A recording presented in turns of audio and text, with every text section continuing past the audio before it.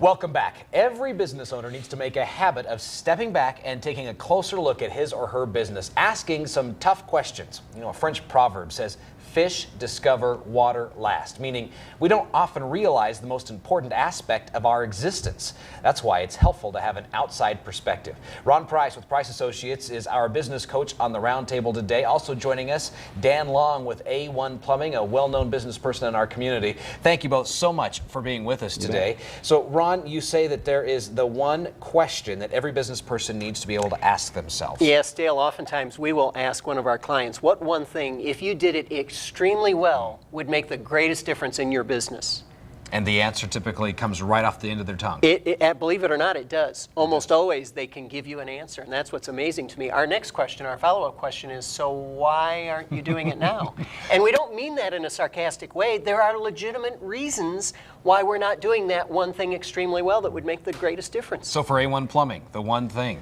About 15 years ago, I was asked the one thing that would be impossible to deliver, a level of service, but if you could, what a profound difference it would make in your business. And that question was asked by business author Michael Gerber.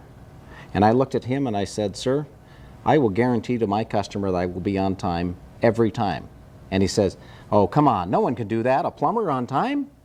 And then he said, but if you could, and his eyes got as big as saucers.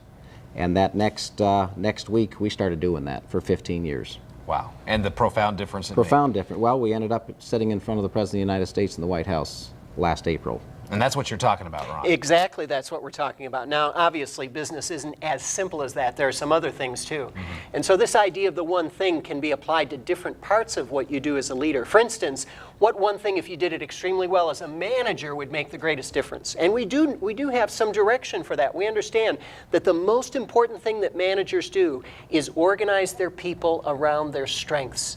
You don't focus on fixing all their weaknesses. You don't set up a clinic for all of your employees. Instead, you identify what people can be best at and give them lots of opportunities to do that. That's the one thing about great management.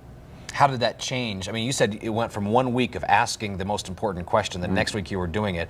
How did you work from the management aspect and some of those other things that Ron's talking about in making the changes in your business? Well, probably what one of the strength finding your strengths in business.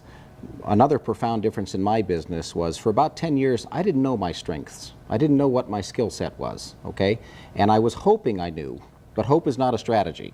There are business tools that will tell you exactly what your strengths are.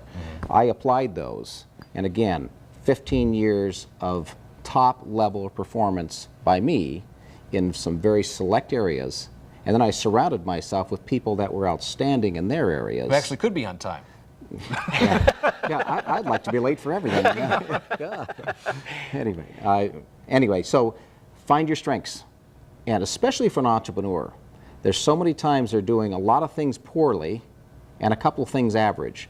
Drop the things that you're doing poorly and become outstanding at a few things. I like something that Dan taught me as a result of his experience at A1 Plumbing. He said, if I find somebody's a 3 on a scale of 1 to 10 in something, I'm going to give up trying to get them to an 8 or a 9 or a 10.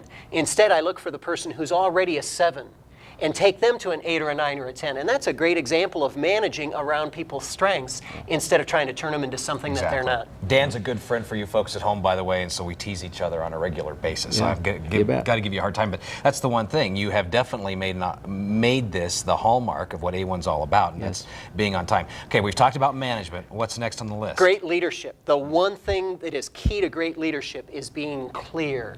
People want to follow a leader that they know where the leader is going, that the leader is clear and consistent. The message doesn't change every day. So if there's only one thing you could do as a leader, it's be clear about what direction you're headed. Let's talk about that idea of being consistent through your clarity. When we have the marketplace and everything around us changing, I talked to one business owner this week who said, you know what, I'm literally having to change my business plan day to day in reaction to what's going on in the marketplace because we don't see what's coming down the pike. And Dale, it's a very legitimate concern, but what keeps you clear in the midst of a very tumultuous environment is you have to have a very clear strategy and vision and mission and values. This is where your strategic plan, your strategic direction holds up even in the midst of an economic storm. And how do you apply that? Well, we are very clear. We show up on time for our customers. That's the most important thing in our business because it's the most important thing for our customer. They're busy people, and their time, they're trying to make a living, and they don't need to sit around all day waiting for you to show up. So give them a time, make a commitment. Our entire focus of our company, all the way from the call taker to the service person in the field, is to be on time. Okay. So one more area. We've talked about great management, great leadership. The one other thing is, how do you sustain personal success, individual success? And the one thing you have to do for that, surprisingly, is learn how to say no. It really applies to what Dan was saying earlier. It's figure out what you're really great at and do more of that and say no to everything else. Because a lot of times what dilutes our ability to be great in our individual performance is that we say yes to too many things. One thing you've said no to. Hiring. Budgets. Hiring.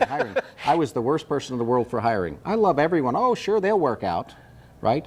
No, and then my employees go, where'd this guy come from, right? Well, I hired him. I stopped hiring, Okay. right? And I had such a great team that I had built.